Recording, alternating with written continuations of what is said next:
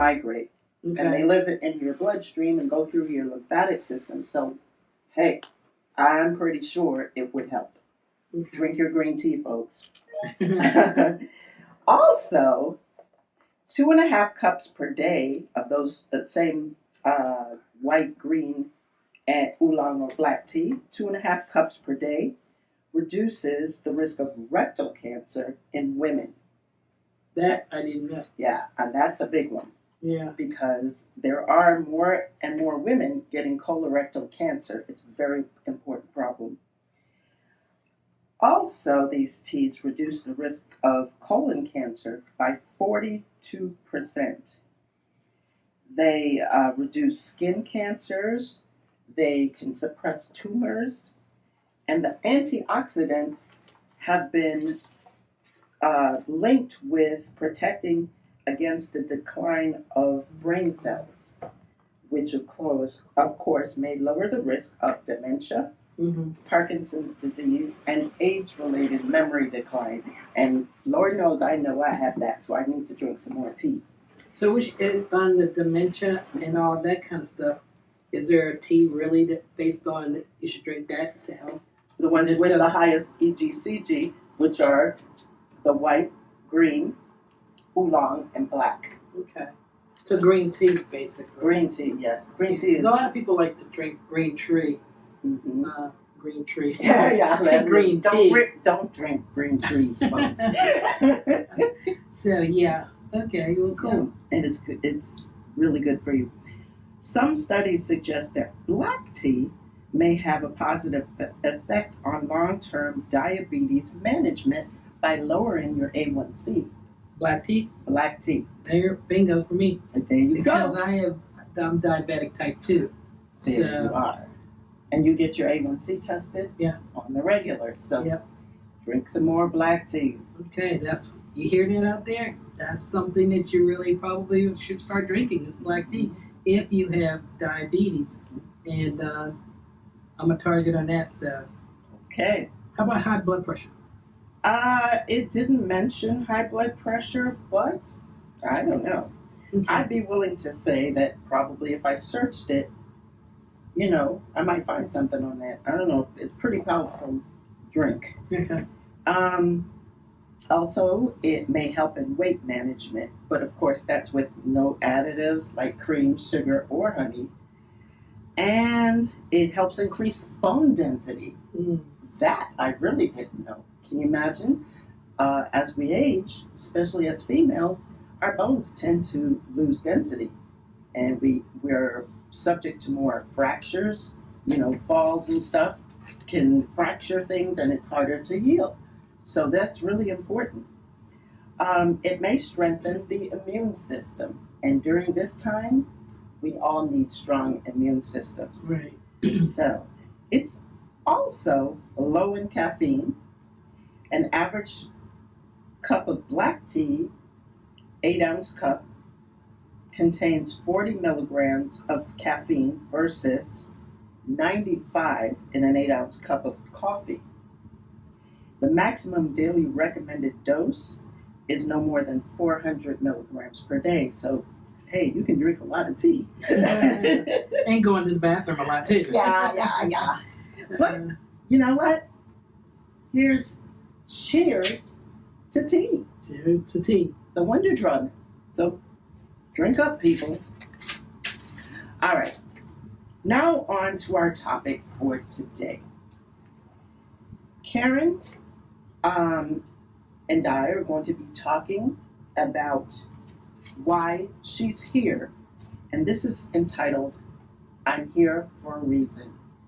And we're going to discuss the reasons why Karen's here and kind of talk a little bit about the things she's gone through and some of the things I've gone through that we know we're here for. It's so interesting that I know I go back in the time back in when I used to work for an alarm company and I was on the midnight shift and there were times where I responded to an alarm that I could have been confronted with a burglar or been killed, walking in on them because they're there for one reason, to steal.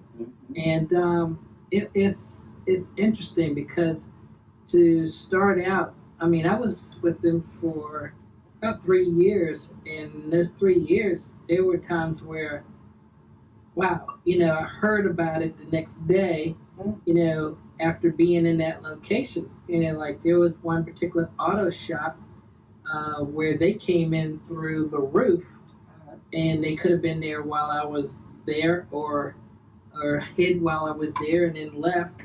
And that was really scary when you hear things that happen after the fact. There was another time when I went to this warehouse, and every time I'm down in this area of DC, I lost radio communication in the vehicle. And so I was off that night, and there was another person who worked for me because I took off sick.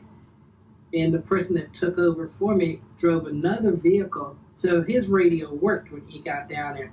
But anyway, the central station was still getting alarms and stuff like that, and they thought he was there walking around and stuff, and then all of a sudden he gets called, when he was calling out, that he was already there. And so next thing you know, they're telling him, no, don't go in, because he kept getting all of these signals, and stuff. And so here again, they came through the roof into this building, and helicopter, I'm hearing the story afterward, helicopter flew over top and everything. These guys that were had broken into this warehouse had a crate already set to go out the door of cigarettes and everything. Oh, wow. So they were ready to go out the door when he's ready to come in the door. So that was pretty scary, because I said, for me, back then when I drove my truck, the radio was dead. So it didn't matter me calling out. But what I would do once I got on the scene was let them know by phone that I was there. So that was another incident. Well, that wasn't really where I could have walked in on. There was one particular place where we had keys to the establishment, but the thing is, they broke in to the place, and it was weird because I think it was an inside job myself, because the front door had like security tape that went around the door, so if somebody broke the glass, the alarm would go up. Right beside it, there were two windows on each side of the door that had no tape on it. I don't know why, and I guess whoever broke in probably said, hey, I'm too fat to go through the other windows. And so, here's the funny part. A month later, around the same time, the alarm went off at that same place again, through the same glass door and everything. So that's why I think it was an inside job. And also the establishment this time, where they went to the rack at before, they went to the same rack the second time. But what the owners did, they twisted and turned back and forth the hanger, so they just couldn't grab all of it at once. But they still got quite a few of them off of there, which is kind of interesting.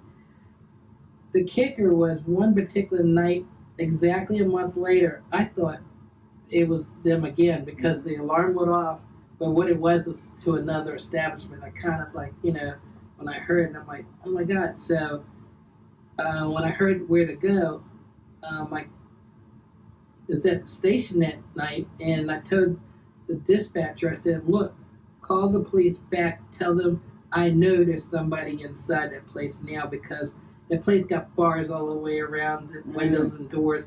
I said they went through the wall. Oh, wow. Sure enough, by her calling back the police and telling them that kind of information, when the police, because normally the police just walk up, start pulling on doors and all that kind of stuff, making all kinds of noise.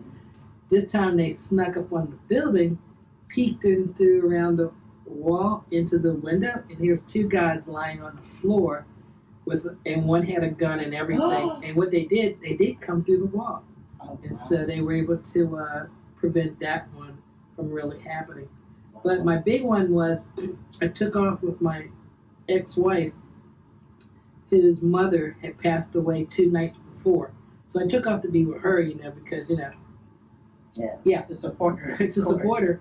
And so what happened was I went to the office that morning to get my paycheck, and they said that blank so and so was missing, and so is the police officer. And I'm like, wow. So I got in the car to go to my other job to pick up that paycheck too. And I turned on my scanner, and they were, talking about the scene and everything.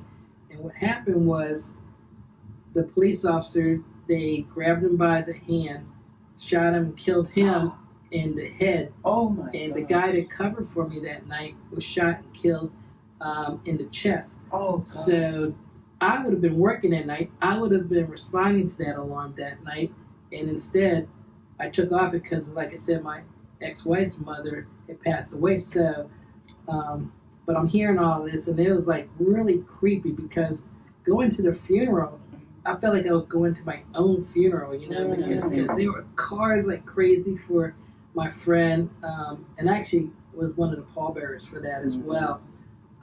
But it was really, really creepy to be able to go to a funeral and you're seeing hundreds of cars going to this funeral for him and also for the police officer later. And I'm like, wow, that was me. I'm seeing my own funeral basically. Right. And so I talked to my friend's mother who got killed, and I was so sorry because I felt like if I had been working, the questions I would have asked the dispatcher and stuff like that would have confirmed to me somebody was inside. And so I felt like, because the type of alarm it was, we'll call it a cross, when somebody's cutting through a motion detector and stuff like that. So it's like I knew the questions I would ask. Even if I thought it was false, I'm still always asking the right questions because this is something that can't take lightly. No, and during the midnight shift, you never take anything lightly. Right. And not even if it's a routine thing all the time, I'm still always asking the right questions. So my thing would have been like that night would have been, what kind of signal did you get? They would have said a cross, okay? Halfway down there, I would have said, what's the status of the alarm? It's going across. Okay, that means in a different zone at that. Right. So I would have been able to say, okay, somebody's in there. And then when I get on the scene, what's the status of the alarm? And they would have told me, oh, somebody actually turned it off. Okay, now I know somebody's in there for sure.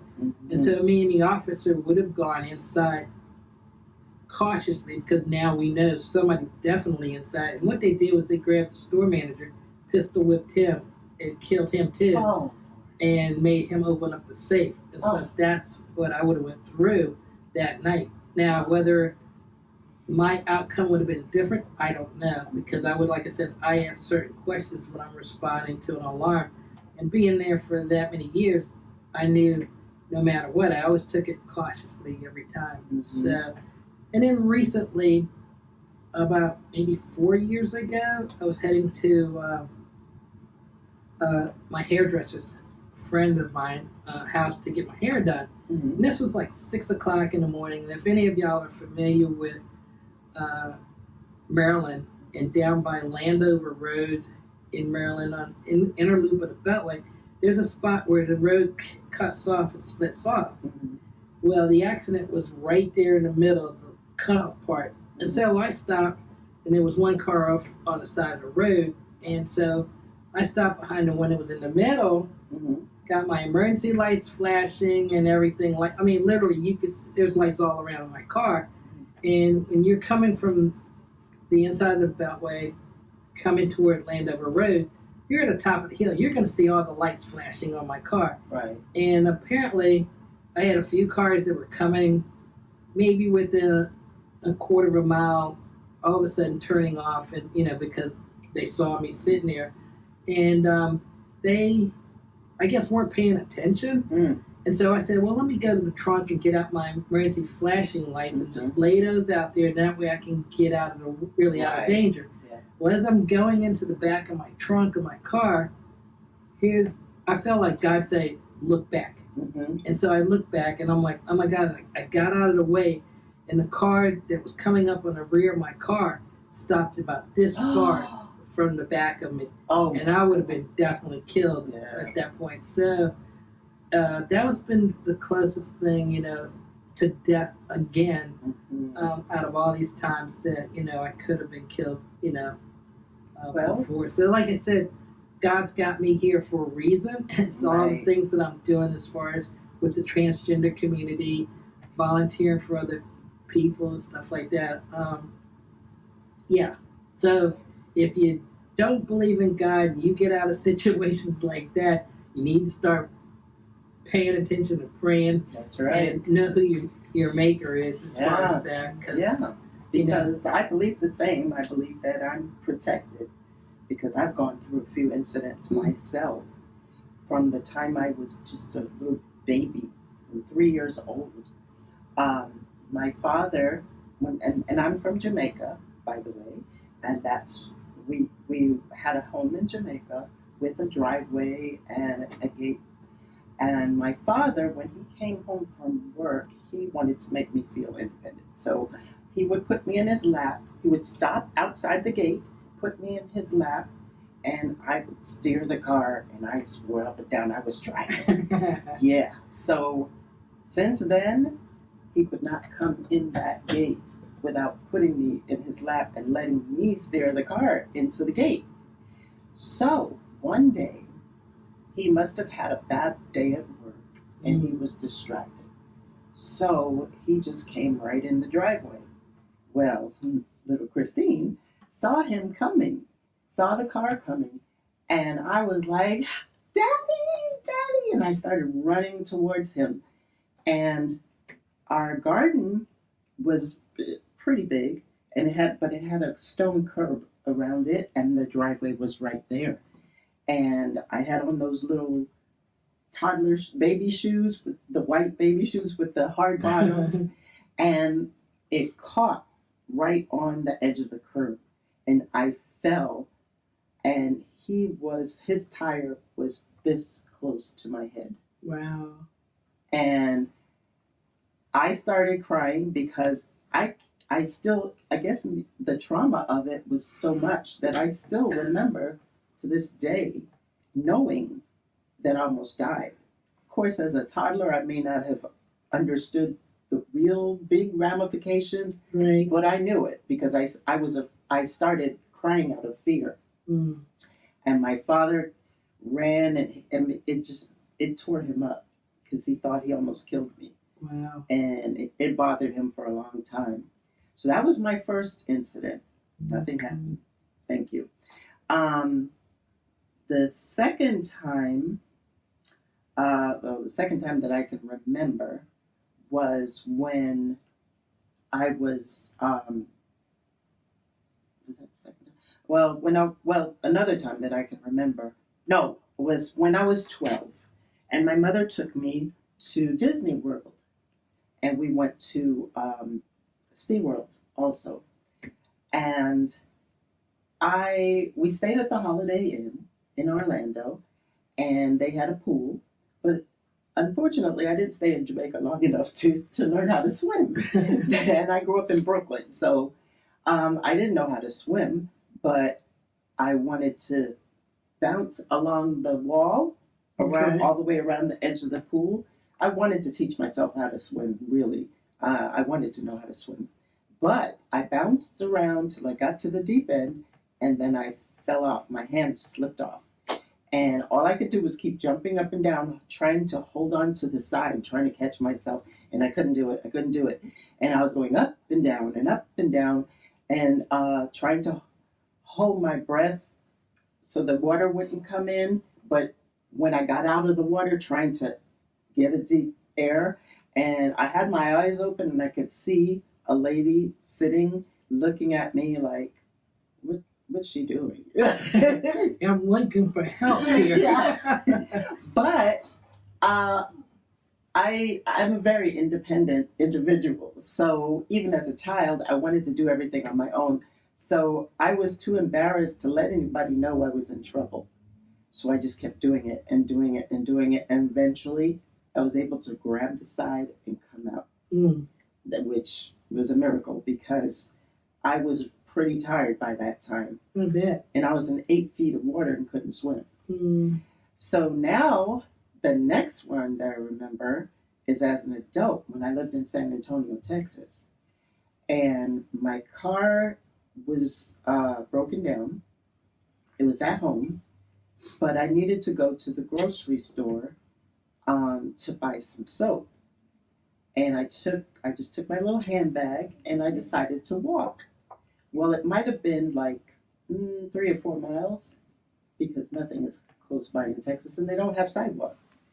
So I'm walking up the street and there's a hill, and on the hill is a 7-Eleven. Mm-hmm. And I noticed in the darkness that there was a man at the register and he looked kind of hurried and stuff, right? So he ran out of the 7-Eleven, jumped in a car, slammed the door, and drove down. And I just had this feeling that he was robbing the 7-Eleven. But there was no place I could go fast enough. I couldn't beat the car. Right. And I was at a culvert where rainwater runs off, and it had very high hedges on both sides.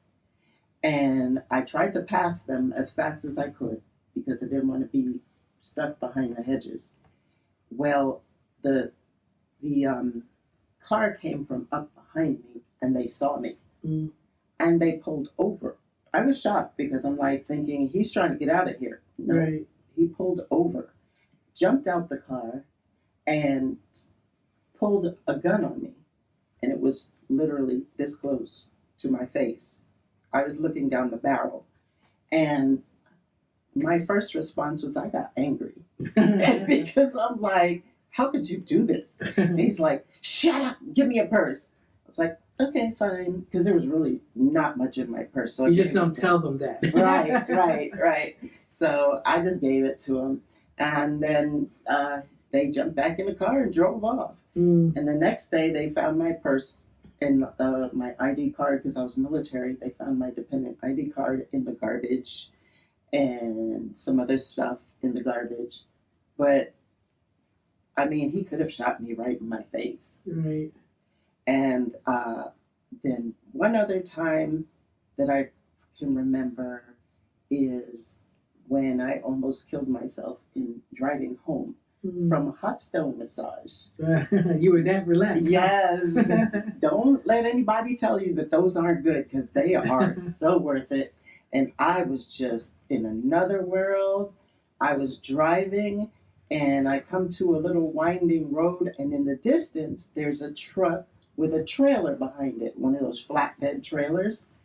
And I noticed it in my head, but it just kind of didn't really register. Right. So I just kept driving. And I got up within like 2 feet of that trailer, and then I just swerved. And then I just kept going. And I was like, oh, I almost killed myself. Yeah. And I was like, oh, okay. Right. I went home and went to sleep. But yeah, if there wasn't a God, I think I'd be dead by now. Yeah. I remember like one time even us coming down, was with a neighbor. And this is when we were in high school. And it was about coming around a curve, and my friend who was driving goes, oh, I don't care if they put the speed limit to 40. That's what I'm doing anyway. But it had been raining that day. Ooh. So when we went around to the curb, it was like, the car just totally did a 180. Oh my gosh. Actually 360, not a 180, but 360. Oh, and wow. luckily nobody was coming on our side at all. So Wow. we're going to do that. So anyway, if you're just tuning in, we're talking about, I'm here for a reason, and, we're giving our experiences in the past of what we've gone through as far as in life, being almost murdered or almost killed doing something, and God's got us here for a reason. And I'm sure if you're out there and you've gone through some similar situations, God has you here for a reason. Mm-hmm. Not sure what it is.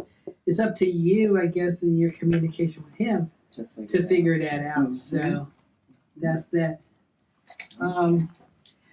Okay, well, Karen, this was a really interesting and informative show, as always. Mm-hmm.